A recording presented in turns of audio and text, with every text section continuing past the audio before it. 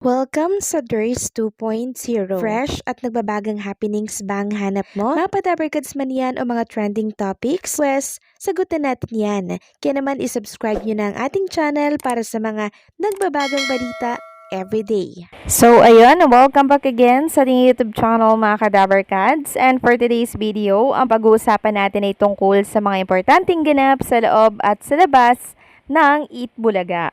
So, kanina nakasama natin ang Filipino boy band na BGYO na kung saan ay mas nagpainit at nagpakilig sa studio po ng Eat Bulaga. Grabe kanina mga Kadabarkads. Sobrang hiyawan at tilian po ang naririnig ko habang nagpe-perform ang BGYO. At kanina din mga Kadabarkads, bumisita rin ang Miss Fit Philippines. Coronation po kasi nila by September 27. Kanina, marami po nagtatanong, bakit daw hindi live kanina ang Eat Bulaga ganap na 12 ng hapon sa kanilang YouTube channel? Dahilan kaya sa YT po ng TV5 nanood ang mga Dabarkads natin.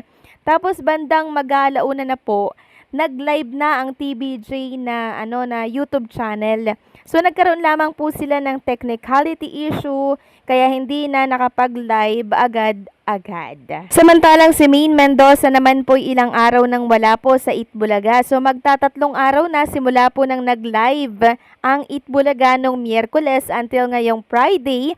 Wala pa din po siya, kaya marami po ang naghahanap at nagtatanong sa kanya kung bakit wala daw ito sa Eat Bulaga.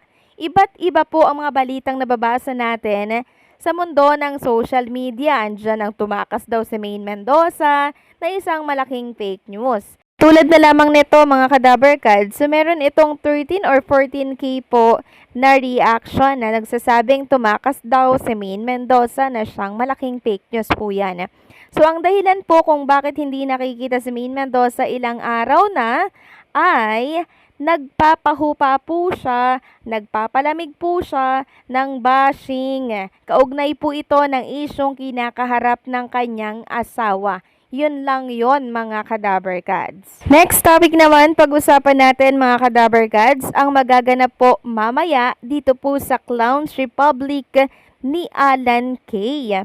So, 4 po na clones ang mag-guest po dyan mamaya. Una na dyan si Roel Carino, Jane Jordan, Lucky Robles, at Janchel Desena. Kasama po nila syempre si Alan Kay, Ian Red, and Wally Bayola, Bubsy Bubay, and Pipita. At kasama na din po ang iba pang mga stand-up comedian ng Clowns Republic. Kaya pwede kayong pumunta dyan. Friday yan, ngayong araw, September 19, 2025. Yung address, 1328 Sunshine Boulevard, corner, Santiago, Quezon Avenue, Quezon City. Ayan po yung number no reservation. Now start at 8:30 p.m. So for sure, mag-enjoy po ang mga Dabarkads natin na attend po dito po sa Clowns Republic ni Alan Kay. For sure, mag-enjoy kayong lahat dyan. Kasi 4 po na clones yung andyan para mag-perform at magpasaya sa mga audience ng Clowns ni Alan Kay. Kaya naman ngayon pa lang, congratulations na po agad sa 4 na clones. And syempre, sa Clowns Bar ni Alan Kay. Next topic naman, pag-usapan natin mga Kadabarkads, ang tungkol po dito sa post ni Nas Poblete para yan sa concert. For Ecos po ha, nitong si Jerome Ibardome, France, and syempre si Matt Monroe and Nas Poblete. Sabi niya, thank you sa lahat ng nag-pre-order ng mga tickets. A little more and sold out na siya. We reduce the number of seats from 120 to 100 as we want our senior citizen audiences to be comfortable.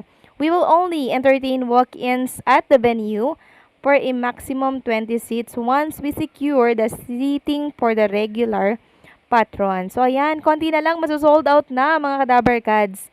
Kaya kung meron kayo dyan, ako po, i-avail nyo na yung natitirang ticket para nang sa ganun ay makabanding ninyo itong 4 na clones natin. Next topic naman, pag-usapan natin ang tungkol dito sa pagtatanggol po ng isang talents management sa isang clone na naglabas po ng kanyang saloobin kanina po ata yan. Itong si Jean Jordan na kung saan ang dami nga pong bumabati ko sa kanya, sa kanyang look, sa kanyang gender. Talagang merong nagme-message sa kanya tapos tinatadtad pa po ng message si Jean Jordan para laitin, para hamakin mga Kadaber Cats. Hindi po alam ng mga bashers na to na ginagawa po silang inspirasyon ni Jean Jordan para magpatuloy, magsumika para lumaban. Tama yan, Jean Jordan. So sabi po ng Tinig at Musica Talents Management Services, JJ, keep in mind, we cannot please everyone. You may not have the most number of fans, but still you are the first ever ultimate grand winner of the clones, and you truly deserve it. Your clone voice is consistent all throughout your performances, and you sing not just to imitate the voice quality of the artist, but you sing from the heart, and you are a great storyteller. I am very proud of you, our champion. You are not just a singer, but you are a great artist, Jean Jordan. So, ayan po ang pagtatanggol ng isang talent management services kay Jean Jordan Abina. Samantalang usapang concert naman tayo dito po sa Rome, Italy. So, meron tayong napag-alaman na kasama po pala etong si Matt Monroe or si Roel Carino. Yes po, mga Kadaber Cats. Sabi kasi dito sa nabasa kong post, sabi ko na may nag-invite rin sa'yo sa abroad. DFA, congratulations, the real Roel Carino. More gigs and concert here in the abroad.